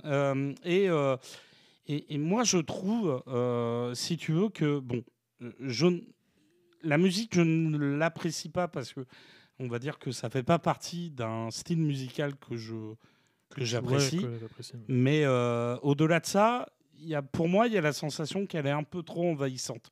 Et que, si tu veux, justement, il y a des choses que j'aurais peut-être eu besoin qu'on me les explique différemment, ou du moins, j'avais pas forcément besoin qu'on vienne me les ressurligner de façon aussi explicite. Alors que moi, j'étais, oui, bon, j'ai compris. Après, moi, je sais que l'une des choses qui m'a fait défaillir, c'est que j'ai trouvé les 3 premiers épisodes hyper longués. J'ai vraiment trouvé que ça avait du mal à se mettre sur la saison 1, on est d'accord. Oui, en branle. Parce que, en plus, j'ai réfléchi comme quelqu'un qui aurait découvert, on va dire, la saison 1 au moment de sa sortie en 2021. Oui, parce que toi, tu l'as découvert bien après tout le monde. Donc j'ai pu regarder tout d'affilée, tu vois. Il n'y a pas de problème.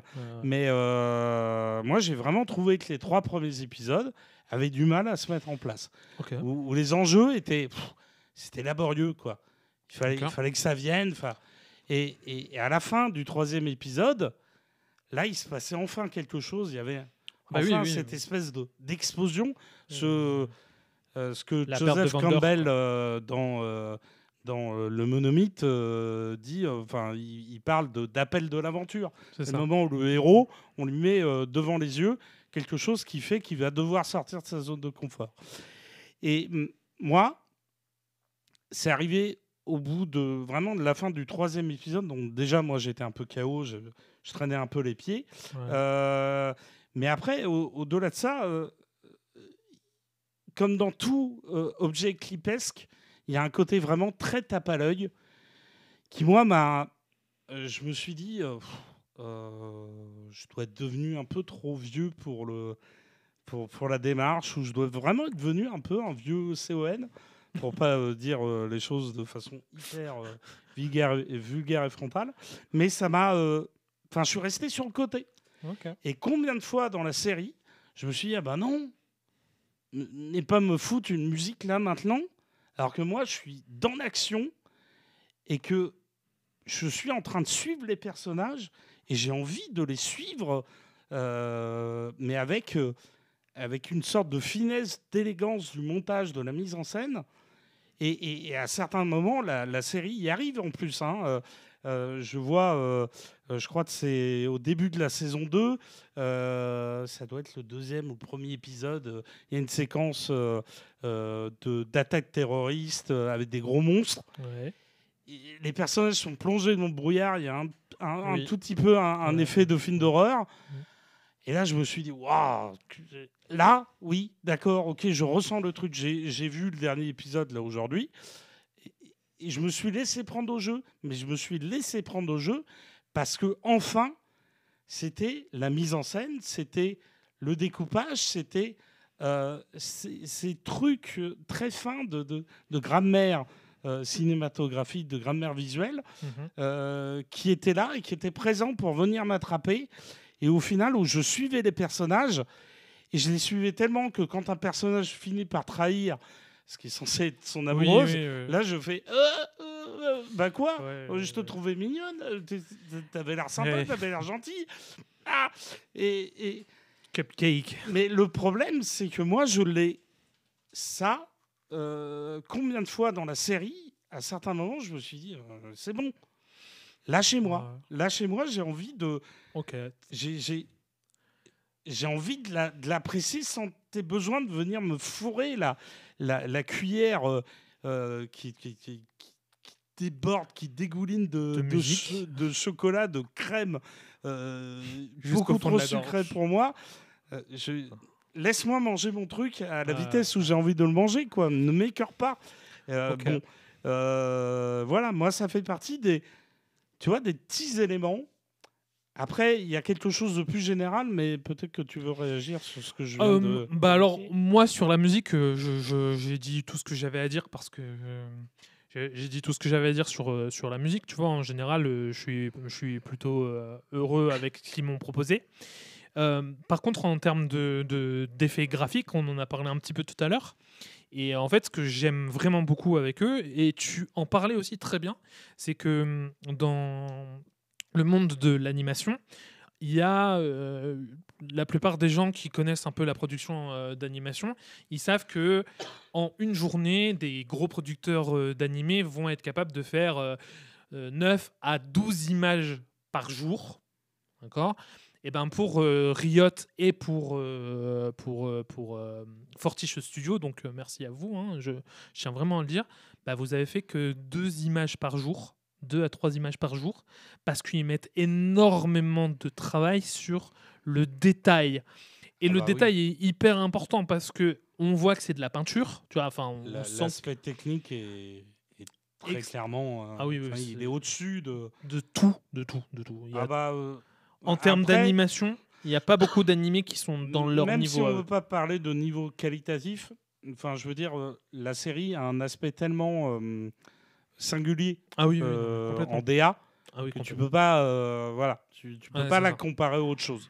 C'est ça. Et en fait, c'est génial donc pour ça. Donc, ils ont mis beaucoup d'images à l'intérieur. Ils ont mis des références pour les joueurs de League of Legends. Il faut savoir que dans la saison 1, il y a énormément de références. Je pense que moi, en étant un joueur depuis 2009 et un joueur assidu, pas assidu et tout, je pense que je connais, avec toutes les informations que j'ai eues et que j'ai glanées autour pour cette émission, je pense que je connais que 60% des références totales de Arcane, de tout ce qu'il propose. D'accord. Et notamment, j'ai découvert une information supplémentaire hier où il s'inspire pour la saison 2, notamment, d'un grand peintre qui s'appelle Alphonse Morat. Voilà. Ok. Et donc, il s'inspire de ça. Il s'inspire de l'expressionnisme aussi, donc de Claude Monet et tout. Mhm. Dans le sens où, par exemple, il y a une séquence avec Kathleen quand elle pleure la mort de sa mère, dans la saison 2, où elle s'assoit sur son banc, et où je crois que c'est Vi qui va venir la récupérer. Et il y a plein de petites fleurs violettes, de petites pétales violettes qui sont posées et tout. Oui, puis il y a certains moments où tu passes de l'animation, on va dire, en 3D Oui, à quelque chose de vraiment dessiné, un exactement. peu pastel, Ouais, où tu as l'impression que on aurait balancé en fait c'est ça. de la peinture et que la peinture Ouais. prenait vie, Et c'est génial, je trouve faisait ça trop bien. toute seule le mouvement de pinceau du peintre. Quoi. C'est Et un autre truc vraiment rigolo. ébouriffant à ce niveau-là. Ouais. Et un autre truc rigolo qu'ils ont fait aussi, c'est que c'est sur quoi j'ai rebondi sur toi. Hein, c'est ils ont également fait un truc où ils l'ont fait entièrement en fusain. C'est-à-dire que tout le dessin, c'est du fusain. Et c'est incroyable de savoir qu'ils ont fait entièrement le passage en fusain. Bah, moi, je trouve qu'ils ont géré vraiment sur tout l'aspect technique. Ah Ils oui, oui, ont, ils Ah. ont géré tout pour ça. La musique, que pour moi, je trouvais qu'ils avaient vraiment bien travaillé. En plus, ils ont cherché les bonnes personnes, quoi. Je Mhm. pense qu'ils ont trouvé les bons artistes. Il faut savoir aussi, et là, je suis désolé, je vais être chauvin encore, hein, mais Cocorico, on a réussi. La version originale est moins bonne que la version française. Dans le monde entier, les gens écoutent la version française plus que la version originale. Alors tu vois, C'est chauvin, c'est génial. moi je vais être chiant. J'ai eu à certains moments la sensation que le jeu d'acteur était un tout petit peu en. En décalage. Je ne le sentais pas, tu vois. Ah ouais. Il y avait quelque chose qui, pareil, me laissait un peu sur le côté. Mais c'est marrant, ça. moi, tu vois, ça me fait aussi penser à des films, majoritairement, oui, des films, qui ont comme particularité d'être assez mono-émotionnels. Ok. Je ne sais pas si c'est bien clair ce que je suis en train de Ouais, en raconter. gros, il n'y a pas le 1000 couches que t'aimes bien avoir dans les Voilà. autres films. Et moi, même au-delà du cinéma asiatique, je considère que les très, très grandes œuvres pour moi, les très, très grandes épopées, Oui, oui. elles en sont pourvues, en fait, de cette Ouais, ouais, bien sûr. capacité à, tu vois, à avoir vraiment Toutes les émotions différentes variées. couches. Et voilà. Et moi, en fait, il m'a manqué, et ça, j'y ai pensé après qu'on ait été voir Pushpa 2 le dimanche dernier Tu l'as placé hein. à Rouen, Bravo, bravo. parce que bon, c'est un film indien, et moi, je ressors du cinéma, et toi, je venais de te parler de mon désamour pour la musique d'Arkane, et puis tu me fais Encore quoi chose, encore. la musique d'Arkane, mais t'as bien aimé la musique de ce film-là. Et bon, moi, j'avoue que sur le coup, je me suis dit, oui, bon, ouais, musique, ouais, d'accord, ok, il m'a têtu. Et puis après, en y réfléchissant, je me suis dit, ouais, mais finalement, dans un film comme Pushpa 2 ou dans Excalibur de John Borman, dans Conan le Barbare de John Milius, Ou Le Seigneur des Anneaux. dans Le Seigneur des Anneaux de Tolkien, ou dans une retranscription comment dire, de la guerre de Troie ou de l'Iliade de façon Ouais. plus générale, plus globale, tu vas avoir des moments de comédie en fait, et de Oui. comédie humaine, où deux personnages se rencontrent. Tu vois, dans Pushpa, c'est criant. Je veux dire, il y a Oui, bien deux sûr, personnages principaux qui sont amoureux. Oui. Et puis quand on passe justement à la séquence où ces deux personnages amoureux sont ensemble, ben on bascule du film de gangster au film romantique, et où il y a une sorte de truc un peu autre, quoi. On a Ouais. l'impression d'être ailleurs. Oui, c'est vrai. Et alors, les gens qui ont du mal diront, et c'est pour ça que je pense que là, c'est peut-être un peu en partie, moi aussi, le problème. Hein, parce que c'est vraiment très singulier, très subjectif. Ouais, bien Mais sûr. Tout est subjectif. De toute moi, façon. j'adore. Non, non, tout n'est pas subjectif. Parce que dire, tu vois, rappeler le budget d'Arcane Ah oui, oui, bah sur oui, ces oui. épisodes, c'est objectif.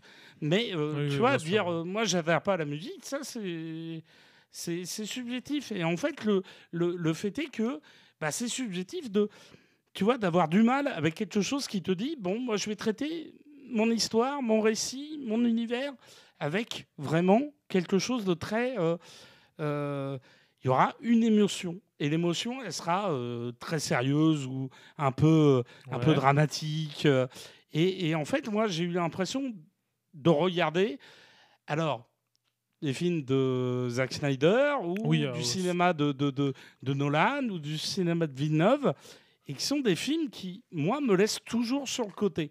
d'accord. Et à chaque fois que j'essaie d'expliquer à quelqu'un qui a aimé ces trucs-là, bah, je tombe toujours devant une porte de prison parce que les gens sont en mode oh, bah, si t'as pas compris, c'était vraiment débile. Bah, Oui. excusez-moi d'être un être humain qui vit une vie Avec une normale émotion différente. et qui, quand une nana lui fait de la dragouille, bah, il est content. T'as vu Mais quand mon chef au boulot m'engueule, bah, je suis pas content. Aïe, nom de Dieu, nom de Dieu. Non mais c'est vrai. Ouais. Et tu vois, et le problème de Arcane pour moi, c'est qu'il y a ce truc d'émotion. C'est toujours très, ça reste toujours dans les mêmes notes. Ah, waouh. Et ça m'a, moi du coup, ça m'a laissé de marbre. Je me suis pas plongé dedans comme j'aurais voulu être Émotionnellement, ouais. plongé dedans. Tu vois, ça Ok. m'a pas fait pleurer, alors que moi, je pleure 1000 fois plus devant un film comme Baoubali 1 et 2, Oui, ouais, ouais. où subitement, tu vois, tu passes de la séquence romantique cucul-praline à la séquence qui te renvoie à de la tragédie grecque, quoi. Voilà. Ok. Je... Ah, waouh. Là, ça me choque que tu me dises que tu trouves que Arcane est pas mono-émotion, mais genre qu'elle flirte très souvent avec la même vision de l'émotion, tu vois. Parce que Mais je trouve qu'il y a quand même des grosses scènes où ça va être de l'action, où tu vas pouvoir avoir un peu peur pour les personnages, te dire bah est-ce que je suis pas en train de potentiellement le perdre.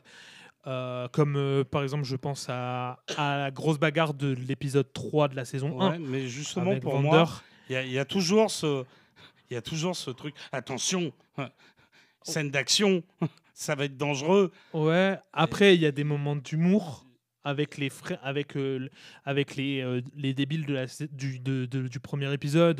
Je pense à eux parce que eux me faisaient vachement rire, mais quand ils essaient de sauter de toi en toi, on sent qu'il y a ce petit truc où on est un peu débile, Moi, un ça peu m'a pas pas. du tout. Voilà. Après, il y a des Ça m'a pas moments. du tout capté comme ça, tu vois. Il y a aussi les moments avec Heimerdinger où c'est plutôt assez rigolo, c'est pas que du sérieux avec Heimerdinger. Mhm. Le comportement. Mais même, tu vois, ce petit personnage-là, moi, je le trouvais trop chouette.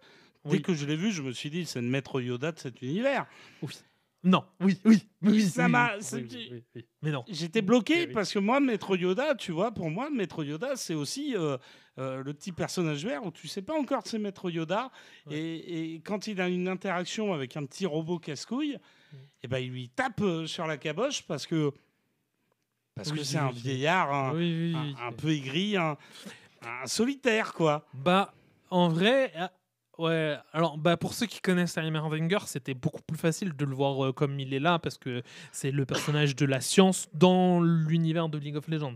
Dans LoL, quand tu joues, Heimerdinger, c'est ça, c'est le personnage de science. Et d'ailleurs, c'est très intelligent parce que League of Legends, on fait plein de parallèles avec tous les personnages.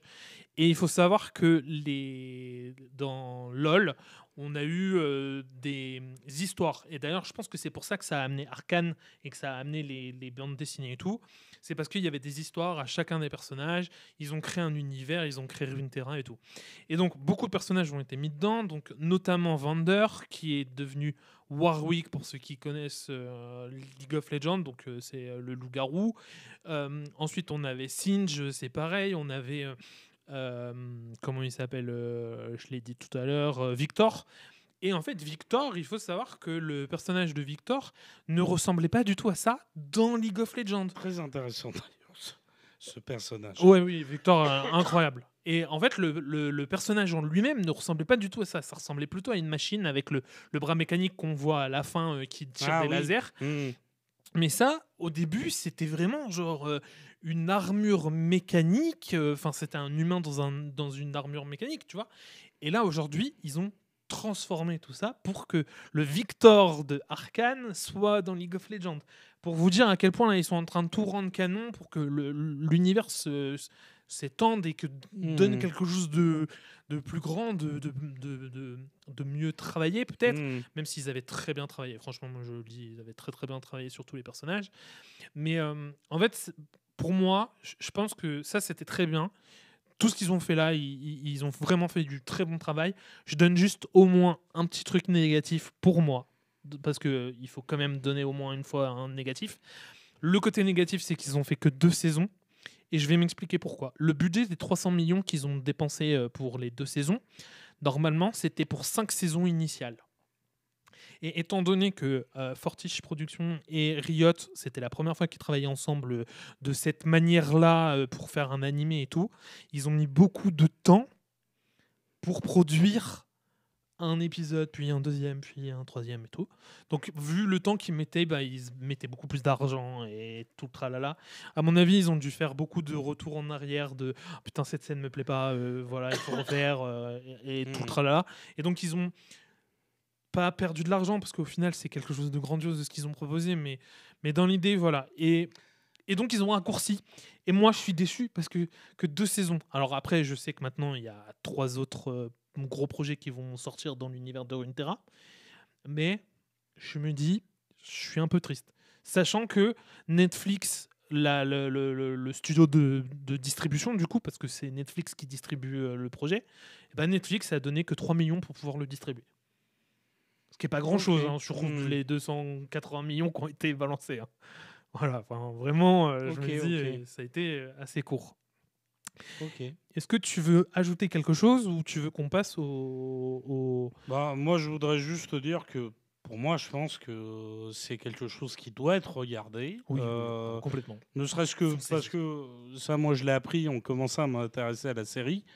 À la suite de la première saison, les gens de chez Fortiche Studios ont été contactés par les studios Pixar.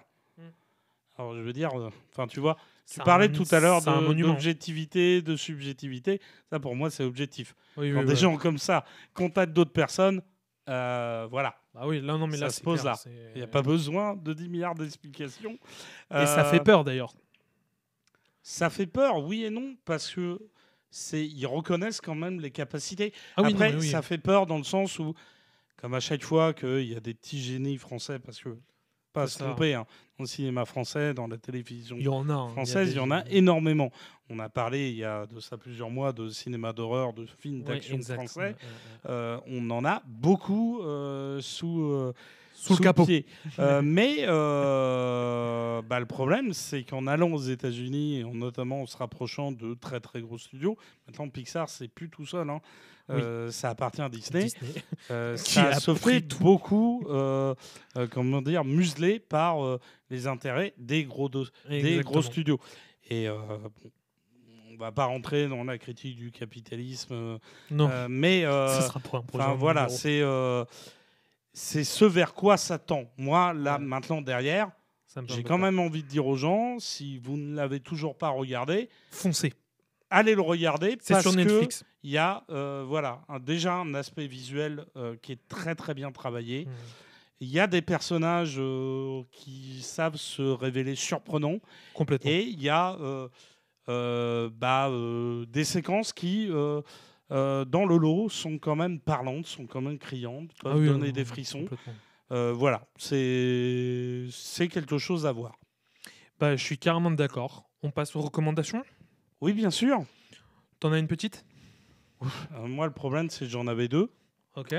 mais je vais faire court. La première, la plus emblématique, la plus géniale selon moi, Ok. c'est Le Roi et l'Oiseau de Paul Grimaud, Ok. film de 1980, Ok. scénarisé, dialogué, dont les dialogues ont été écrits par Paul Prévert. Ok. Et la musique est de Wojciech Kilar. Ok.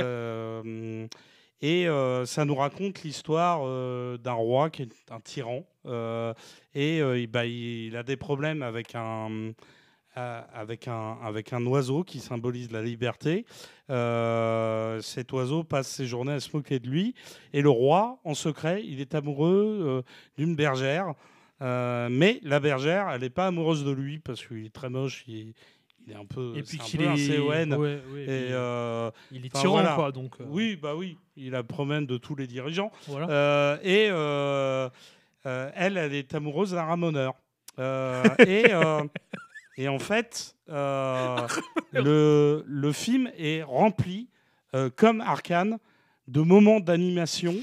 Alors, bien sûr, d'un autre temps, mais de moments d'animation qui renvoient à un certain nombre de références diverses et variées et qui permettent au film, en fait, de faire passer un certain nombre de messages sur le despotisme, sur l'organisation de la société en caste, Ok.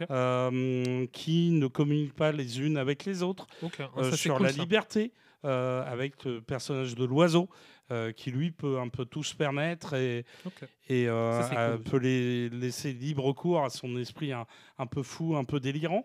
Et au milieu de tout ça, il y a la musique de Kilar. Et la musique de Kilar, elle a un aspect à la fois un peu, comment dire, musique classique, D'accord. mais tu sais, à la fois très épique et à la fois musique un peu qui servirait à habiller des univers de, tu sais, de salons fermés Ouais, des entre trucs particuliers. nobles, Ouais, ok, ouais, je vois. voilà, dans un château comme Versailles. Ok. Enfin voilà, c'est vraiment une expérience, quelque chose à regarder, à faire découvrir aussi à vos enfants, parce que c'est un truc très... Ouais, c'est voilà. familial. C'est quand même malgré tout familial, malgré tous ces aspects-là, Ouais, c'est ça. mais Tu peux le regarder c'est avec les yeux complètement à différents. l'opposé des standards de Disney. Mais Ok. il faut le faire découvrir parce que D'accord. c'est une autre proposition. Et à côté de ça, il y avait Avril et le monde truqué, Oui. inspiré de Jacques bien, ça. Tardy. Ça, c'est un peu plus dans l'aventure rocambolesque avec du Mhm. mystère, avec de l'action. C'est dans un univers steampunk. Ouais. Ça raconte l'histoire d'une jeune savante dont ses parents ont mystérieusement disparu. Ah oui. Le monde a l'air d'être bloqué à l'ère de la vapeur. C'est ça. Et à plus forte raison, parce que tous les grands scientifiques qui Ils ont disparu. élaboreront en fait les découvertes de l'électricité, du nucléaire et tout, ont disparu. Et il va y avoir toute une aventure avec de l'action, Ouais, avec des pour courses retrouver tout ça. et c'est vraiment très bien, même si, à la différence du Roi et l'Oiseau, c'est un peu plus dans les standards. Ouais. Voilà, ça Ouais, je suis suit un d'accord. peu plus Ça me faisait même penser un peu à du les Miyazaki. grosses lignes. Alors, pour moi, Le Roi et l'Oiseau fait énormément penser à Miyazaki, Ok. parce que justement, ça a inspiré le Château dans le ciel. Ah, ok. Trop stylé. Donc, c'est Intéressant vraiment de une savoir ça. œuvre française qui a dépassé, tu vois, les limites Ok. du C'est limite du territoire, quoi. C'est de parti. l'Hexagone. Alors que Avril d'accord. et le monde truqué, c'est resté assez confidentiel en France. Ok. C'est dommage, hein, parce que c'est une belle adaptation de l'œuvre de Tardy qui avait Ok. notamment dessiné Adèle Blanc-Sec. Voilà. Ok. Bah écoute, c'est marrant parce qu'on se rejoint vachement sur nos thématiques. Moi, sur ma recommandation, je vais parler du film Le Tableau, réalisé par François Lagioni, et il est sorti en 2011. Et en fait, c'est un dessin animé qui a pour synopsis, en gros, on va suivre deux personnages qui vivent dans un tableau, sauf que le tableau, c'est un tableau d'un peintre célèbre, et ce peintre célèbre n'a jamais terminé son tableau. Et donc, il y a des personnages qui sont tout peints, il y a des personnages qui sont des esquisses, et il y a des personnages qui sont à moitié peints. Et en gros, dans ce monde, ça représente un château, Et donc les personnages tout peints sont les nobles du château. Les personnages à moitié peints sont le bas peuple, on va dire, et les esquisses sont plutôt les paysans très très D'accord. pauvres et tout. Et en fait, il y a un vrai truc de attention, il y a du racisme, il y a de la discrimination qui se fait à l'intérieur et tout.